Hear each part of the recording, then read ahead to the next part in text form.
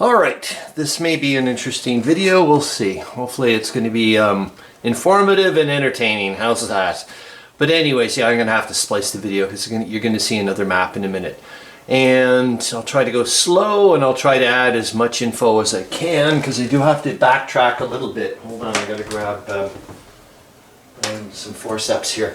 All right. So what you're looking at partially is the maps for my Arabian conflict zone for my narrative game, and it's Palestine, Mesopotamia, and the Caucasus up there. I'll just this is primarily going to be something you're about to see in a little bit. But what I'm talking about backtracking a bit, because this is primarily about the British. So this map, what you're seeing right now, is essentially what I get to see, and neither the British nor the Ottomans get to see, if you know what I mean. So I'm like already putting some of the troops in, and you can see down here is what the British are starting to their drive towards Gaza, but the Ottomans are also planning their thing, and that's what I'm taking a look at. One main thing I really would like you to hopefully see, though, and we'll try to zoom in because I'm going to go towards the amphibious landing, yet again we'll start talking about what the British are up to, is the lack of, well, there's no double rail, it's all single track, and there's not much of it. There's a lot of horrible terrain, whatnot, especially with the environmental conditions in this area. This is important for what I'm getting the British to do with their invasion, their amphibious landing and invasion around Tripoli, Lebanon, which is going to occur in my world on the 22nd of February 1915. So we'll zoom in a little bit, not too much, because we're going to go into the bigger map. Maybe I should try that now. I'll just pause it. I'm trying to think of anything else I can think of. Well, let's just talk about this globally, or what are the British trying to do in my world? So in my world, the British are essentially trying to make sure to keep as little, they want to commit as little troops as possible on European soil, as little as possible. Their objective right now is to hope to God that France, Germany, and Russia will just beat the hell out of each other primarily, and then they want to get even more so. They just want to make sure that they're going to be the global power for the next 100 years or so, and that for them is to solidify their naval presence, and that's one of the main things they're going to try to do, is control the Mediterranean and also the oil over in Persia, and cause chaos between Japan and the United States. They're kind of worried about the United States being an upstart, and I'm sorry, I'm going the way it is historically. The way the British think they're genetically superior, and you know, so on and so forth, than the Japanese, and they think they could probably manipulate the Japanese a bit better. So if anything, they're going to side a little bit more. That's going to have some, but I'm going to get to the second bit about for the amphibious landing, which is going to have, which I'm starting to see is having monster knock-on effects for my whole game, the campaign game that I'm playing here. The Grand Campaign, and this is freaking awesome. What I'm loving about this whole thing about the sandbox approach towards this, and I go off and read a bit more about history stuff and add little bits. And remember, all the stuff I'm going to be yabbering on about in a little bit, some of this information is just maybe just one sentence I've got off a book or whatever, and so on and so forth. But I'm having a blast, and geez, I'm just going to keep on trucking with this. All right, and another thing I will start mentioning before we go to the second map, which is going to be a blow up around this area, is that for the British here, one main thing is there's a lot of religious imagery. And the Crusades. They're going centering around the drive towards Gaza, or around Ascension, which is, oh geez, in 1915, May 17th or something like that. I got it written down somewhere, but anyways, that's it. I'm going to stop the video and then I'll have to splice it later and see how this goes. Hopefully it did go well. All right, well, if it doesn't, I'll watch it and then we'll go from there. All right. Okie doke. First off, I'm going to say sorry about the crazy camera angle. I was never thinking at the time, oh, by the way, I'm going to start making videos when I was planning, when I started putting this map up a long time ago, and it's right against the stairs. And I just don't know where to put the tripod, or I could hold the camera. It's going to be herky-jerky all over the place. So I'll try to do the best I can. All right, so here we are with the part of the amphibious, well, this is Operation Pilgrim's Mountain. That name I got when I was starting to take a look at some of the Crusades, when they, the siege of Tripoli and whatnot. And there was an area where a citadel or whatever is called Pilgrim's Mountain, and I thought, okay, that's pretty good. I'm going to go with that. What else can I tell you that yeah, I'm getting all over? Oh yeah, can you see the motto up there? I'll see. Maybe that'll help. You know, discombobulated here for a second. You know, let's slow down. The motto is lower the stress and keep them fresh, and that all came about when I started taking a look at the estimated time that's going to take the troop ships to go from Larnaca, Cyprus over here towards the two spots, the landing spots, and we're going to talk about that as well. Originally I thought I was only going to have to do one landing spot, but that's not the case. There's our operational commander there, General William Birdwood, and if anybody knows anything about Gallipoli, especially the evacuation, you should probably know. You probably know about him. Anyways, and in my universe, that's another thing we have to talk about. There's no such thing as Gallipoli's not occurring. This is this one here. I just wanted to do it anyways, and you're going to start seeing a level of detail in what I'm doing that's never going to occur in the game or whatever. But I've gone beyond that now. For myself, I'm just having fun and just learning. I'm doing whatever the hell I want, and it's a hell of a lot of fun. So anyways, like I said, General William Birdwood is now in charge of Operation Pilgrim's Mountain. The headquarters is over here at Larnaca. Another thing that I'm also using historically from about William Birdwood, which he wanted to do when he was, I think, stationed eventually on the Western Front, is that he wanted to have a Dominion Army part, I guess Anzac and Canadian troops and whatnot. So I went with this kind of thing. And I decided to call it the Dominion Army Group. So all the army, all the British forces that are going to be in Mesopotamia, Palestine, and whatnot, those ones. Anybody not in Europe, essentially, is going to be the Dominion Army. So I don't know if you can see it. I'll bring it down a little bit, and we'll see if you can look at some of the text that I've got written down. Maybe you won't be able to see it, but I'll zoom in a little. I'm sorry. Like I said, it's not the greatest angle, so but I'll zoom in a little and then we'll talk a bit more.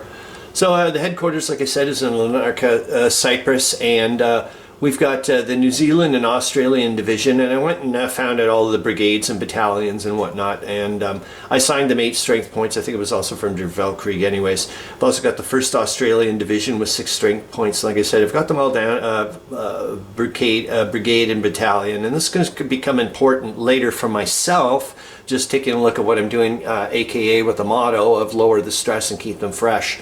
And then I've got the Royal Naval Division with 4 strength points, and I've also got the Ceylon Planters Rifle Corps, just 3 strength points.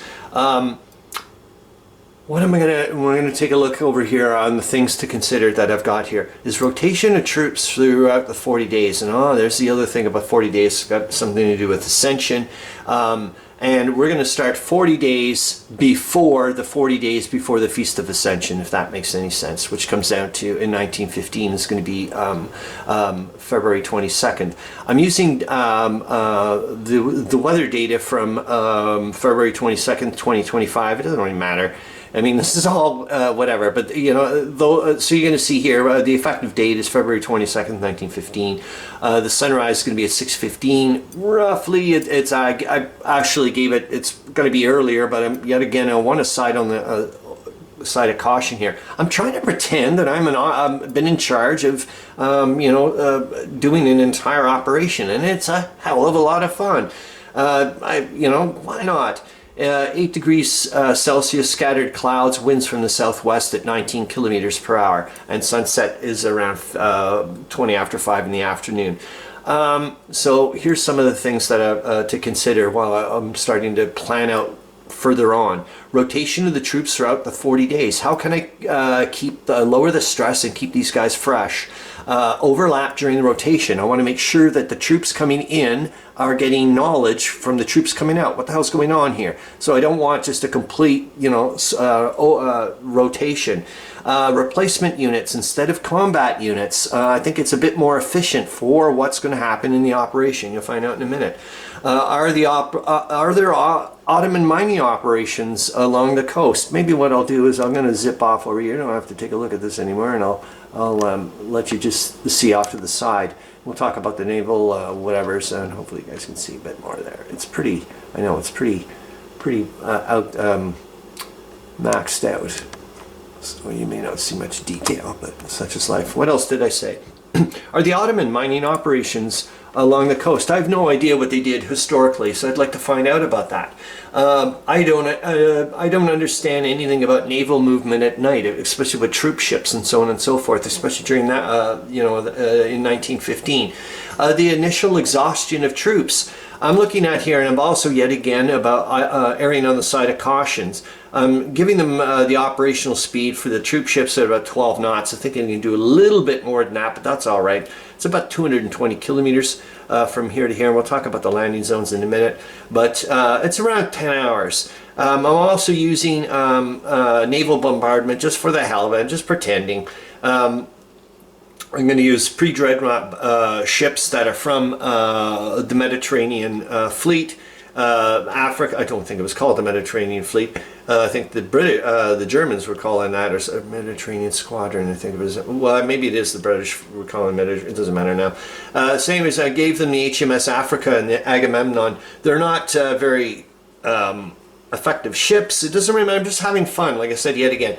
And they'll have, yet again, lowered their operational speed on the side of caution at around 16 knots. And their estimated time is about 7 hours. So now I have to coordinate, when the naval bombardment's going to happen. Am I going to do it in the morning? I wanted to do it before the fishing boats came out because I didn't want them to start giving a bit more information toward, a bit more warning, that type of stuff. I'm just, like I said, I'm just pretending and just having fun, for goodness sakes.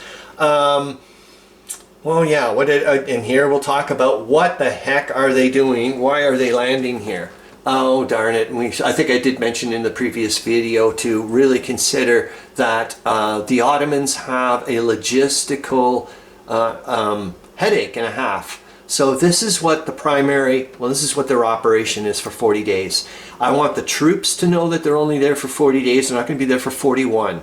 I didn't finish it off here. Intelligence gathering. I need to know what the troops are going on as much as possible. Counterintelligence measures. I want to make sure that the Ottomans don't know what we're up to as much as possible. Preparation for evacuation is going to happen now, especially due to the fact that I know that on day 41, kind of think everybody we're out of there. That type of thing. And yet again, remember the purpose of the operation. What is the purpose of this operation? The purpose of this operation is not to take Tripoli. The purpose of the operation is to commit the Ottoman forces as much as possible, either around this area, or to start using screwing, I want them to bottleneck up their logistical infrastructure, so much so that when we do make the drive on Gaza 40 days before the day of ascension, that they're going to have an extremely hard time to respond. So I want these guys to know that, yes, you're going to, it may seem like maybe kind of like a pointless exercise, you're not doing it. I would love them to wreck up some rail and do whatever. But I want them right off from the get-go to know exactly why they're doing this. This is a major, major operation. It's really, really going to help in the long run. But yet again, lower the stress and keep them fresh. How do I move? I'm probably going to rotate at a brigade level. But like I said, I want to do some of this overlap of battalions. That's what I'm trying to figure out right now. Also, yet again, do I start doing rehearsals? Do I get the troops to actually maybe spend some time sleeping and whatnot and hanging out on these troop ships? I don't want the troops to be on these troop ships for their very first time on their voyage towards Cerulean Beach and Indigo Beach. I don't think cerulean blue was color back in 1915. It wasn't invented to the 30s by a Swiss dude or something like that. But anyways, doesn't matter. We're going with it because I like the name. So we'll talk about the first initial landing spots and why I've got 2 landing spots, and why I didn't go down here, or why I'm not here. Why I'm not here is because it's just not enough coastline. I don't have enough, according to Der Weltkrieg. Down here, which I was originally going to do, but it's a little scary. It's a lot better for defensive purposes. But I was a little worried about yes, it is in the long run, sustainment. Due to the fact that, yes, I can land all my freaking troops on 1 hex on the first day or whatever, but after that I'm going to have a difficulty sustaining them. So I need to actually get more than 1 landing site. And the beautiful little thing I'm sure about Devoke, which is interesting because I'm like, it's a side note rule, or all these rules about amphibious landings, but there seems to be a really ingenious thing embedded in the fact that and then it was like, wait, because each landing hex acts as a port 1 spot, which is really valuable. And so what potentially a player could do, therefore, is spread out the landing spots as much as possible and have tons of port 1 whatever. So you get almost like the next turn, just start bringing tons of whatevers. However, the kicker is there has to be at least a 1 divisional unit's worth of troops landing on the spot at the beginning, kind of thing, and there's the other constraints built into it, kind of thing. So I couldn't, for example, start breaking up all my little troops and have like little brigades all over the place and have like a bazillion landing spots. It's real. I thought it was like, that's nice. So that caused me actually a bit of a headache on which troops were going to go on Cerulean Beach and Indigo Beach. So I'll tell you who's on. Do I have? Oh yeah, I have them up here actually.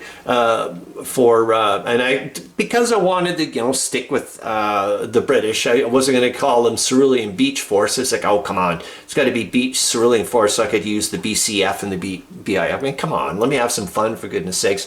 So the BCF or Beach Cerulean Force, these guys up here, is going to be the Royal Marines Brigade and the Ceylon Planters Rifle Corps. And then down here for the BIF, the Beach Indigo Force, it's going to be the Anzac Corps HQ and the New Zealand Infantry Brigade. And why not, for the fun of it, instead of the 1st, I decided to go with the 2nd Australian Brigade. I still have an Army HQ over here. I can bring them over in the long run, but I don't know if I really need to, like I said, because this is not a major offensive of trying to take positions and whatnot. I'm just here to cause some chaos and get these guys to think that, oh my gosh, this is the way the British are going to come, and start committing some forces that way. The more the merrier, so that way it clogs up their very, very limited infrastructure. And they've got very low capacity and all this horrible terrain. It's all the way down Mesopotamia, and especially when the hot weather starts kicking in. That's what I want. I want them to have major issues responding to us going towards Gaza. That's it. Hopefully that was good. I hope you enjoyed that. All right. Well, I got to splice them together. See you later.